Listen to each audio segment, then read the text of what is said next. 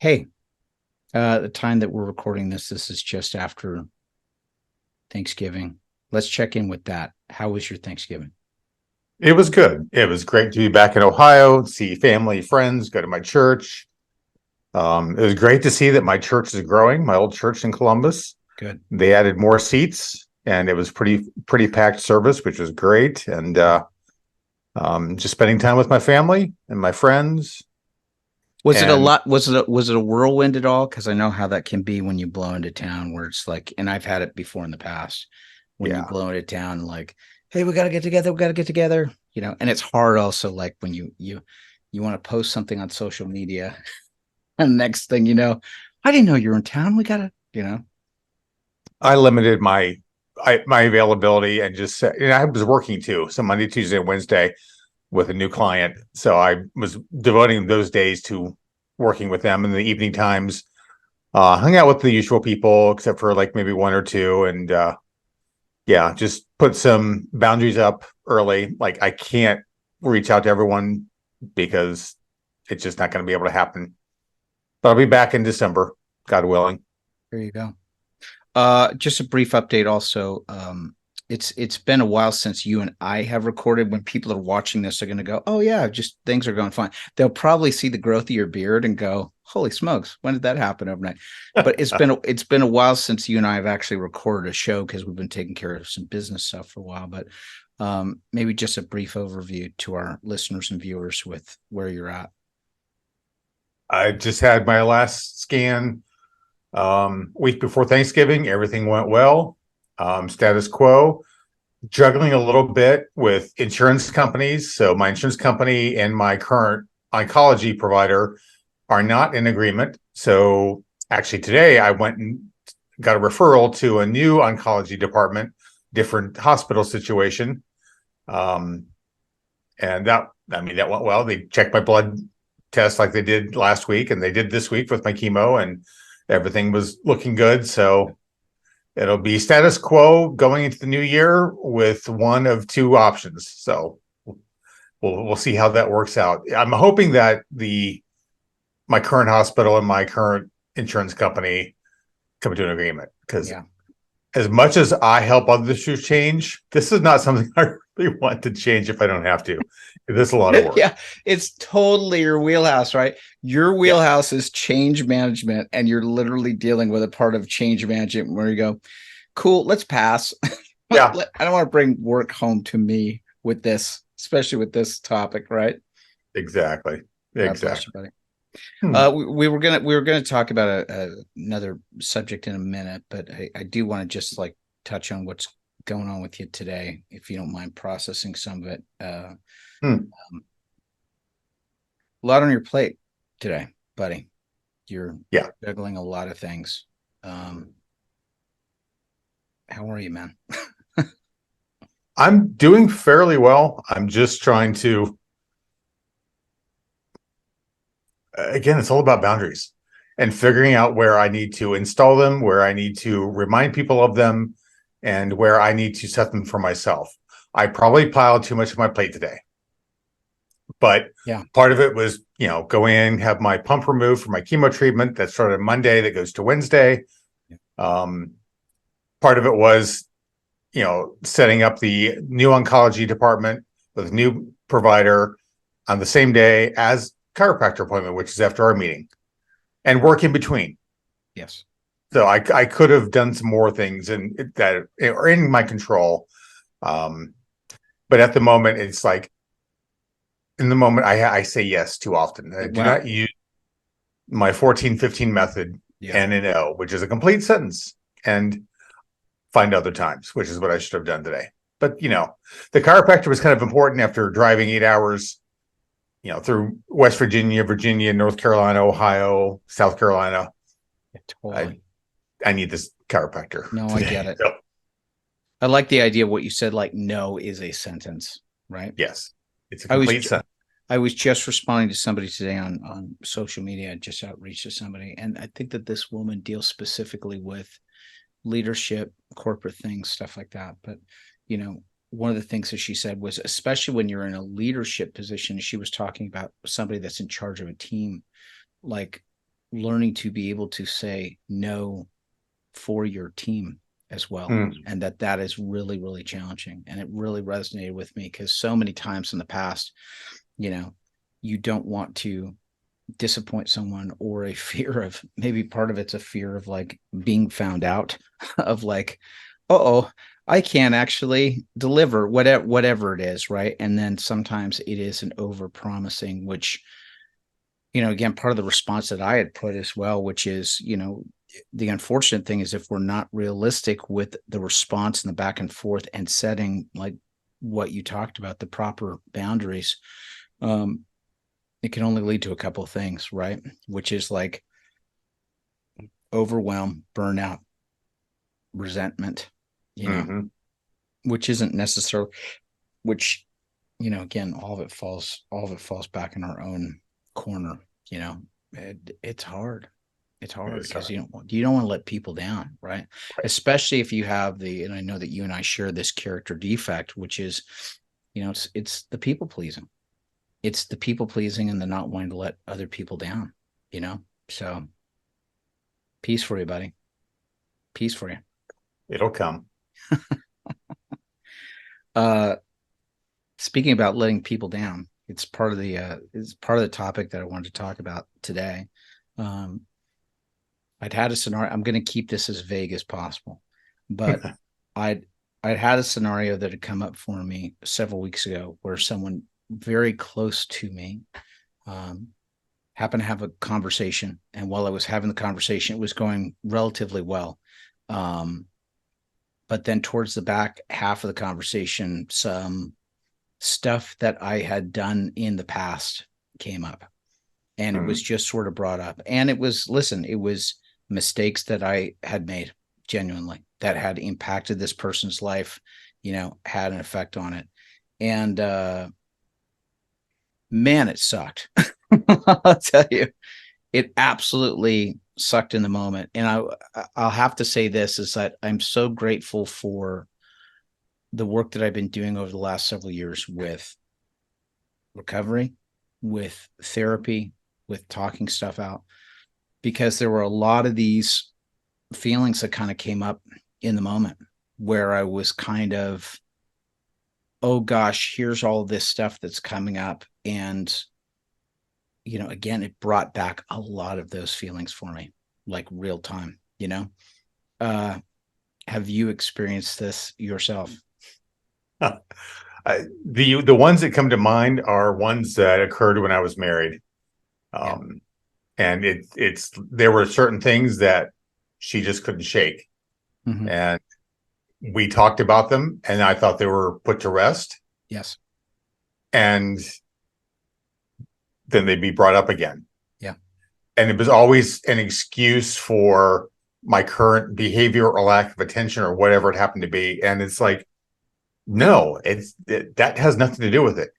And I consciously, I never brought up her past to her, Yeah. whether it was before I met her or things I knew or things that happened during our relationship Yeah. time, dating and marriage. And but it's painful. The true sign of a good friend is someone who is all about you, all about your past, and doesn't bring it up. Mm, yeah. I've had that with my buddy Rick for years, where we know a lot about each other, and not bringing up certain things are just what keep us going because there's no need. And Yeah. we've grown and matured over the years. I think that I hope. I think that there's a part of that too, or when somebody, I would say the only caveat to that is when somebody is close enough to you and they can see what your certain patterns, or again, defects or stuff like that you can fall into, where they Yeah, know you well enough to go, hey, I'm just lovingly pointing this out, that this is in line with a pattern that you had. But to your point, it's not about rehashing in order to, harm, hurt, right. whatever that is. And you bring up a fantastic point, because this interaction that I was having with the person, the things that were being brought up were, again, things that I had apologized and made amends for. a Mm. few years back. Yeah. I had made amends for these things. And at the time, the person had said, totally get it. You had accepted it, all of that stuff. It's just that in this conversation, and again, going back to the thing with your ex-wife as well, because I think that these things have more to do with what the other person is going through, right? There's something that's happening for that other person in the moment where they're just kind of going, I'm hurting. I'm dealing with some stuff. Obviously the conversation I was having with the person the other day was like, oh, it was pretty obvious. There's a whole bunch of unresolved stuff that's going on here, right? There's a whole bunch of unresolved stuff. And even though you said we were okay a few years back, there's still some other stuff that's hanging on that hasn't been processed. And again, to your point, man, it was one of those things of going, it's recognizing in the moment of going, hold on a second, this really isn't about me. Right? Exactly.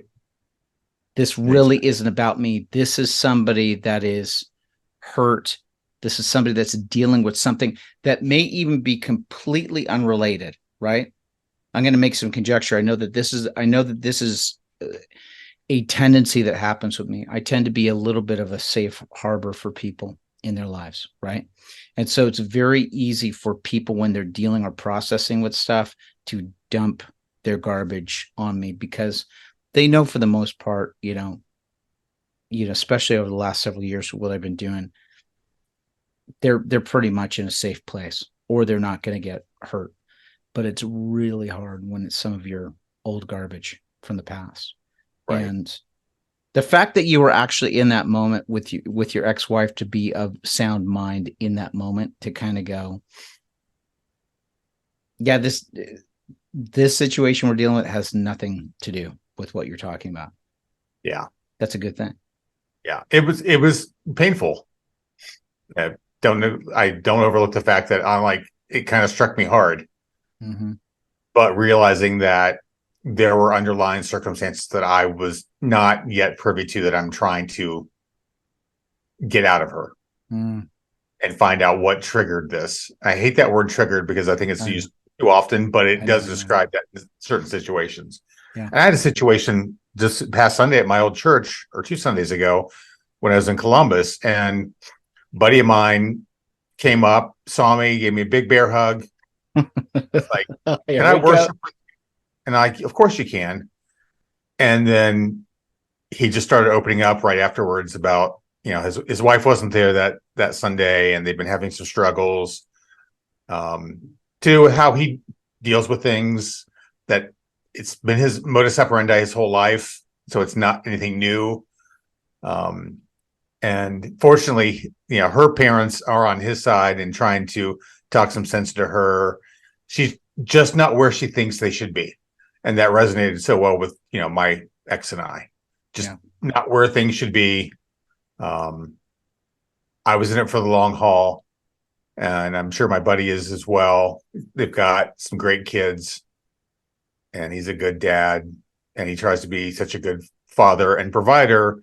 It's just that you go to certain jobs and you can't go up any higher. He worked for a family company, where you just Right. no place else to go, Yeah. and not a real, not a lot of money to be made. And you know, wife was resentful that she had to go back to work. Mm. So these old things kept being brought up again and again, and you know, we just hung out and talked and Yeah. prayed a little bit It's hard, and right? stuff. Yeah, it's really tough. It's you know it, the thing that came up for me while you were just talking there too was it's the growth and the stuff that you're doing as you're working through it or talking about it or writing about it or any of that other stuff. Um, it's very easy in the moment, especially if there's accusations that are being thrown at you, right? To kind of like in that moment recognize it for what it is because it's happening like real time. Like it's Right. really challenging to not be, you know, reactive versus responding in the moment because like you said, it can sting, right? it's like getting something that just, for me, I automatically feel it. Like a big thing for me over the years has been like, I feel like a tightness that happens in my chest. And it's not a heart attack thing or whatever. It's like literally a clenching of my chest that happens. And I just have to go. And fortunately, thank God, right? Like, especially over the last several weeks, that has been dissipating for the first time in my life, like where Mhm. I'm not feeling it, where I get into scenarios where I go, oh yeah, I'm around very intense personalities and very intense scenarios, and scenarios that remind me of some negative stuff from the past, and I haven't been feeling that clenching in my chest. That's not to say I didn't feel it Right. that night when I was having that conversation with the person where that stuff came up. And it's really hard to like, the stuff that I have been working through is number one, because and this is sort of how Satan works, right? Satan wants to kind of like work and just say, it's like wants to undo all of the stuff that you've been doing, right? It's like Yeah. in that moment, it was like, you know, the years and years and years of work and the changes that I've made were instantly gone. It was like they Hmm. were instantly gone, and I was immediately transported back into time to when I had, you know, injured this relationship, you know, and it Yeah. was like nothing had happened and that I was the same person. And I'll tell you, it had to take me a while to kind of go, hold it, man. That's not true. Like you have been actively changing. You're not the same person that you were. I had this before when you show up, and I'm sure you've had it in like family situations. It drives me crazy, but you can't. You have people like you haven't seen them at an extended family get together and just like, oh, when you were 17 and 18, you did all, and all of a sudden you start hearing this laundry list of stuff. And what you really want to do is you want to look at the person and just go, yeah, that guy's not here anymore. Right. Like that guy's dead. Change. Some people don't change, but some people change. Yeah. But you're absolutely right when it comes to, if Satan won't put someone in your life to do that, he'll still sneak into your ear Mm, and bring up old habits when you're not least expecting them, when you're doing well, and like to make you feel like you haven't changed, and to totally. put that guilt and responsibility back on you from the past that doesn't deserve to be there. No, Our God is not a God of guilt. no. I've Love heard and the rest. thing. Well, I've heard the thing too, which I do think like sometimes we get these feelings of guilt that happen. It's like the way that I just heard it described once is like it's like it's like putting your hand on a flame, right? Like that pain that you get, which is like Mm-hmm. that. It's like an instant thing, like going, nah, you shouldn't be doing it. But exactly when something is already done, forget and all of that stuff, you're exactly right. That type of guilt that comes, that's not from God. It's just not from God, right? It is literally trying to drive, and it is like taking God completely out of the picture. It's almost like going, I know that you forgave me for this, but, and it really is. It's I had this fantastic description from our priest once at our church. He kind of said, you've had babies, right? You've had babies and you've had to change diapers and all that other stuff, right? And it's like, yeah, absolutely. He says, um, after your baby's done the business and all that stuff, it's in the trash.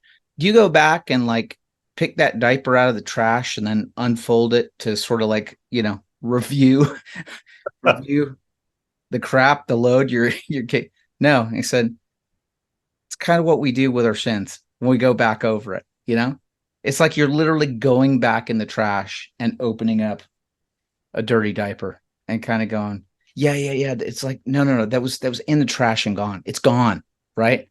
What are you doing going back and bringing this stuff back up? You know. Exactly. Now That's a the great tr- analogy. now the trick in that though too is to realize like it really is like a separation, especially when you're dealing with it, right? Because it can feel like it is your burden when somebody is coming to you with the stuff from the past, right? And it literally is. And I had this revelation about it. It's really like it's somebody trying to define me and to put me into a certain box, right? Mm. And it's almost the idea of it's almost the idea of the other person, subconsciously saying, this is how I'm going to understand and control the world. Here are the rules. Here's the game. Here's how the world works. And this is your role in it. And now you must accept what your role and how I view you. And that is the part that you must play. And for me, the big thing that I have to realize, and it is a mind shifter for me, is to go, oh, I don't have to play this. No. Like I don't have to do this game. And there's a tendency from me, honestly, Doug, where there's a part of me that wants to, in the moment, is to go, oh, okay, I'm the villain in your story, and so I have to assume that mantle, and I have to be, and that's not to say that I'm not, sorry for the things or whatever, but I also don't have to play the part. Right. It is the moment of just kind of going, sorry, I don't have to. Sorry, I'm just not playing that game. I totally get it. It's realizing and understanding what the person is going through and just going, I totally get it. I can see this for what this is and how there's either control things or other stuff that you need to process through. And I totally get it. But that doesn't mean I throw away my sovereignty, that I throw away who I am in Christ as priest, prophet, and king in order to acquiesce to something that is, I'm going to be bold here when I say it, to something that is satanic. Yeah. Because that's really what it is. It's a satanic thing that's coming in saying you must subject yourself to this, and going, Start no, with the 14-15 rule. No. no.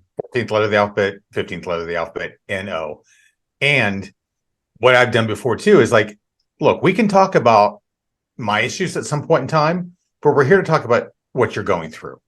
Yeah. By you bringing up my past is not helping you deal with what you're going through now. So let's focus on that and get to the bottom of that and not start this because I'm sure I've done it to other people myself. It does feel better when you know someone else has struggled the same way, perhaps, and they bring it up, but they're bringing it up in the context of they're dealing with something right now. And it helps them feel a little bit better that they're not alone. I will agree, you're not alone. No temptation has overtaken any of us, only that which is common to Christ. However, let's focus on what you're dealing with, not about what I've dealt with. So true. It's so true. And this is why I'm such a big proponent. Sometimes, you know what, and I've also found this too. Like sometimes there's just moments where I just have to go, I'm just, I'm, I'll listen. You know, I get it. Like you need somebody to listen to in a moment, and I will let you know that I'm listening, but I'm not going to offer, I may not be able to offer the advice that you need, or you may not be willing to hear my side of what this is, and that's okay too. I can literally let you know that I'm hearing and understanding what it is that you're expressing. I'm totally right. Hearing that. I'm listening to you and I'm hearing that. But it doesn't mean that I have to acquiesce and agree to it, but I can do it in love. And again, I just think, again, going back to all the stuff that we've been talking about here on the show and with our work, is the idea of you have to get help. Listen, if there's part of this that you're listening to this or watching this and you're saying, oh, I've been that guy.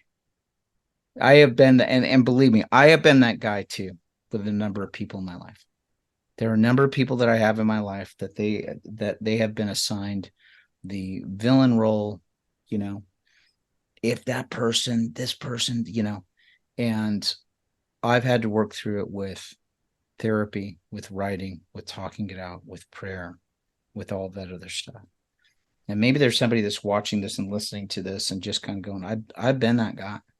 I've been that person that has, called somebody else up, and I can't let it go with what's going on. here's a helpful hint. um, don't go into something like that thinking that you're going to be able to change somebody. Right. That somehow your heightened, um, angry, resentful stance is going to be the tipping point. This conversation that you're going to have with the person is going to be the moment that's going to cause the person to go, oh, I get it. Yeah. Right. I deal with change all the time. Change happens from the inside out, not from external pressures. It just doesn't happen that way. Husbands and wives, I've seen many marriages break up because they thought they could fix the other person. No. You got to take them where they're at and love them in spite of all their flaws, because they're loving you in spite of all your flaws. So true. It's so true. And I get it. Like we are like legitimately the hero of our own stories. I totally get that. And is there stuff that maybe a person might be bringing up that they've got some points? Yeah, sure. There definitely could be, but you got to take it, you know, you have to take it where you're at, and then not to do anything that's going to undermine progress or anything else that you've done or made or changes that you've made, you know. But I would say don't let the fear of that happening keep you from having deep, strong relationships with people. Correct. Because I've seen other people just push away people at arm's Oh. length, go about their life, and just be miserable. You got to have the one or two people who just you can bare your soul to, and they're going to love you regardless. And you need to reciprocate that. They need to be able to bear their soul to you and learn all the dirt and love them regardless, because that's exactly what Jesus does. Yes. He loves us in spite of ourselves. He died for us. I'm really learning to do that. It's one of my challenges I've had to work on over the years, because my tendency is to cut and run, right? My tendency is to go, we're done. You're out. See you later. And I literally have assigned people in those boxes. And there are some relationships where can't do that. Yeah. And there are some things where you have to go, all right, we're going to have to love each other through this. And it ain't easy. It ain't easy, because you nailed it right on the head. It's exactly what Jesus modeled for us, right? I mean, how many times in the Gospels does Jesus have frustration and exasperation with his apostles and his disciples? Yeah, exactly. Yeah. You don't understand this. You're not getting this. You're not understanding what I'm saying. And he stays with them and is loving them through, even through the crucifixion and after the resurrection, right? Can you imagine that resurrection? I love that phrase, right? The first things out of Jesus's mouth when he's showing up in the upper room after the resurrection. Peace be with you, right? And I've heard someone say this before.